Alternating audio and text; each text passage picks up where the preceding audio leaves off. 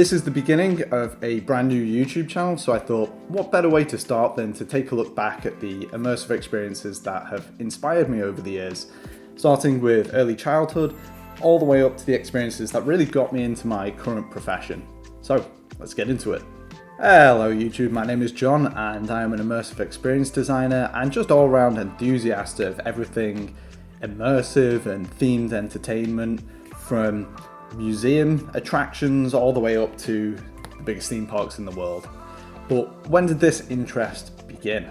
I would have to say, after a lot of thought, the homemade den. So you might see this as a little bit of a strange choice right off the bat, but I'm sure most of you can relate to those experiences as a child, making dens out of cardboard boxes or pillows. Certainly for me, some of the best times at Christmas and birthdays, not necessarily the gifts inside the boxes, but the boxes themselves and what that could become, whether it's a castle or a spaceship, and just exploring those environments and using my imagination to feel like I was in another time or another place. I have such great memories of those homemade dens, so much so that I even put it in my first feature film, The X and the Y. Next on my list I have The Lost Dinosaurs of the Sahara at Southport Pleasureland, which I doubt anybody watching this will be familiar with. The ride opened in 1922 in my hometown, Southport, and sadly it's not around anymore. Lost Dinosaurs really just showed me that to have a great attraction, it didn't have to have thrills. It could just have a great theme, some storytelling, and immerse you in a different environment. Also, the reason this is on my list is I just have a soft spot for my hometown fair, and I think Pleasureland is maybe something I'll take a look at in a future video. Alton Towers, for those of you not familiar with it, is a theme park in Staffordshire in the UK, and it opened in, I think, 1980, and was originally an Iron Age fort, so there's a lot of history there. There's a very violent battle fort there, and it earned it the nickname Slain Hollow, so there's a lot of mystery and intrigue and spookiness at the park that really just permeates throughout all the rides and attractions. And Alton Towers was the first theme park that I ever visited, so I'd experienced my hometown amusement park of Pleasureland, but going to Alton Towers, it was really cool to see that the immersion did not necessarily end when you stepped off a ride. It continued as you walked throughout the land. Yes, the queuing times were a lot longer than I was used to. Waiting 40 minutes, 50 minutes, an hour plus to get on a ride was a little bit of a shock. However, Alton Towers had given thought to the queuing experience and themed it and brought in some of those pre-show elements to establish the story, so that by the time you are actually stepping onto the ride, you are already immersed in that world. Welcome. You have been designated for oblivion. That actually made the queuing not only less painful, but part of the experience itself. Confrontation is the first ride that I ever remember going on at the Orlando parks, and it was a brilliant dark ride attraction that sadly closed in 2002. But on this ride, you are the passengers of a tram trying to escape a King Kong rampage in New York. And somebody correct me if I'm wrong, but I'm sure I remember at the end of the ride, you are played this newsreel footage, and you actually see a clip of yourselves on the tram as you narrowly escape King Kong attack. I hope I'm remembering that correctly. It might just be my memory as a child, but that was just exceptionally cool. It just seemed to have everything, this ride. It had animatronics, live action performance, pyrotechnics, lighting shows, just great media and a queuing experience, and I think about it regularly. Next up is Earthquake the Big One at Universal Studios. Now I've put this on the list because I think it was a great immersive simulation, perhaps not the best themed attraction because the theming was a little bit convoluted. I think Universal might have actually changed the theming partway through. The idea is that you play extras on a film set and you're shooting this scene where there's an earthquake. So I'm not entirely sure if you're supposed to be immersed in the fact that you're an extra on a film set or immersed in the fact that you are in the middle of an earthquake. There's layers of immersion there. But it was a really exciting simulation, and anyone who ever rode it will remember the part where the ceiling collapses, the oil tanker slides down and explodes, you've got water rushing in.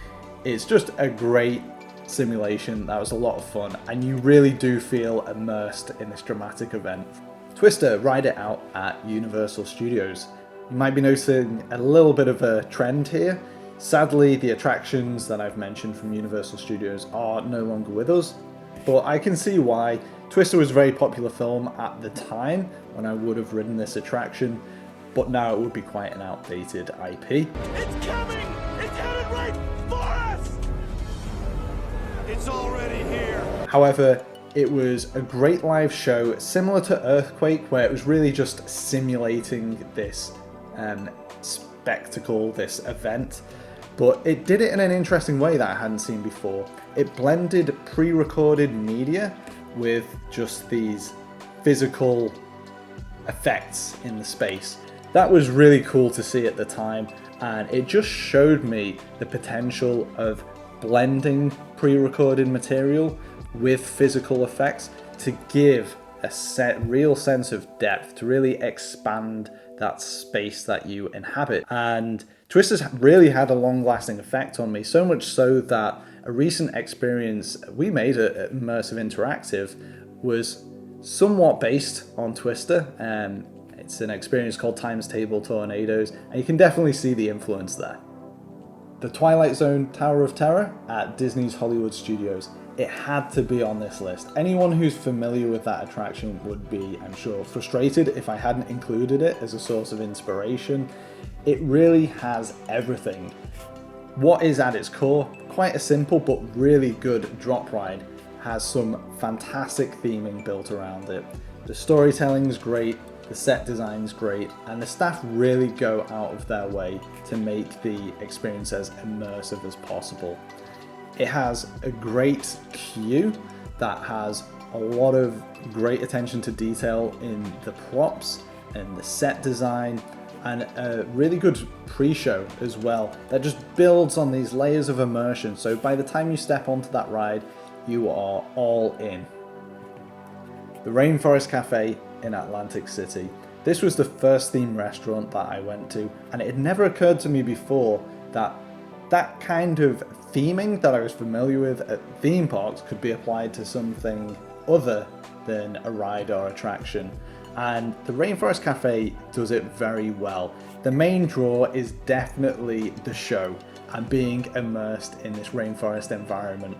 I can't remember what the food's like, I'm sure it's great, but it has animatronics, it has these regular interval rainforest storm shows that are really cool and just add to this dining experience that just make eating there a lot of fun. The Samsung Gear VR, or more specifically the welcome video that comes with the Samsung Gear VR. That was my first introduction to virtual reality in late 2015, maybe early 2016, when a friend brought his Gear VR headset over to my flat and showed me the welcome video, and I was amazed at how I could get an immersive experience at home. I immediately upgraded my phone so I could run the app, and I got the headset, and I just showed everyone that I knew, including my 90-year-old granddad, who loved it, by the way. It was interesting to see how these experiences were entirely digital. And it wasn't just 3D models, it was also video. It was 360-degree video. And I was working as a filmmaker at the time, and it really just inspired me in that I could see a way I could start to make immersive experiences with those skills that I had. And that's when I started exploring 360-degree video and started really looking for a way to work in this field. And finally, Under the Sea from Immersive Interactive. So Immersive Interactive is the company I now work for as head of creative, and Under the Sea was the first experience that I ever encountered when I first stepped into the immersive space way back in 2016. But you're probably wondering, what is an immersive space? Well, it's essentially VR, but instead of the wearables, the digital experiences get projected onto the walls of a space, whether that's fixed or mobile on the back of a van. and all the surfaces are interactive, so it's very tactile. And there are also additional effects that can be brought in, like smoke and wind and scents, to just build up those levels of immersion.